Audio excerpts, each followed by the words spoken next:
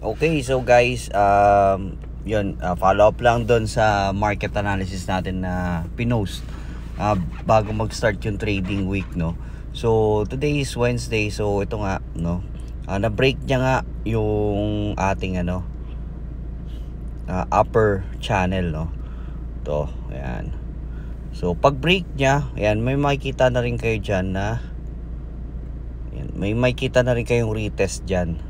So we can safely assume na it's a bounce and it may go up na from here. Ayan, so and again, target natin is itong level na to. Okay, so yung level na yan, so that's 3.4 to 3.450. Yan, so yan yung mga target natin. So pero yan yung initial target natin, and pwede rin natin tong targetin yung nasa pinakataas, which is yung 3.5, no. Yan. So with the fundamental background ng gold, medyo malupit talaga yung Russian and Ukraine war ngayon. So talagang bakbakan sila, and that fires yung demand for safe haven assets like gold, no, and other precious metals. And also yun nga, with the tariff war, dumadagdag din yung sa tension sa pagbaba ng dollar.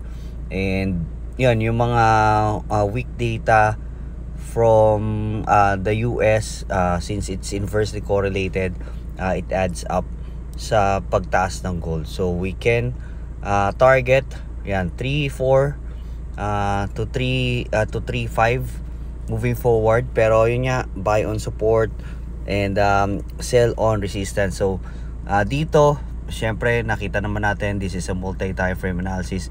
Dito yung general direction na pataas siya kasi na-break niya nga yung itong natin, channel natin. So we can go to our yan, yung mga execution levels natin, no. Yan. Okay, so you can put moving averages na tinuro ko dito sa mga previous videos natin. So hanapin nyo lang, nandyan lang yan. And ayun, dito, yan yung mga support natin. So yung mga previous resistances na nabe-break, pwede nyo gawing support yan, and dyan kayo entry. Okay, and SL is just below these previous resistances. So kung dito kayo bumili sa 3.350, so pwede kayo mag stop loss dito. Kung dito kayo sa previous resistance na naging support, pwede kayong mag stop loss dyan. So something like that.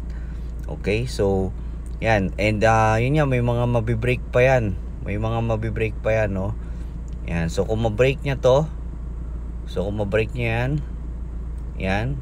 it's going to be a support na. So right now it's a resistance, pero pag na-break niya yan, it's going to be a support na pwede nating gawing entry point. Okay, and that's it guys, for our update. So thank you so much, have a great day.